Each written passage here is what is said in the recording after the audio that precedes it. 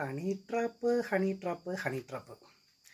Trap ഉണ്ടാകുന്നത് എന്തുകൊണ്ടാണെന്ന് നിങ്ങൾ ചിന്തിച്ചിട്ടുണ്ടോ?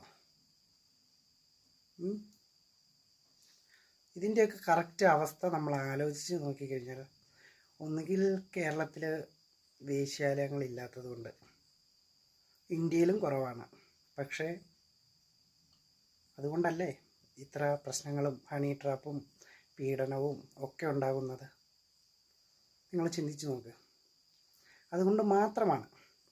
എല്ലാ രാജ്യങ്ങളിലും ഇതെല്ലാം ഉണ്ട്, പക്ഷെ നമ്മുടെ രാജ്യത്ത് മാത്രം അതില്ല. അതാണ് പ്രശ്നം. അത് എൻ്റെ പ്രശ്നമല്ല.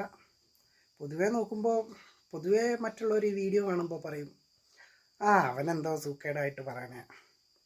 പക്ഷേ സത്യാവസ്ഥ ഇതാണ്. സത്യാവസ്ഥ മനസ്സിലാക്കാൻ ഭയങ്കര പാടാണ് പലർക്കും, പ്രത്യേകിച്ച് സർക്കാരിനും ചില ആൾക്കാർക്കും.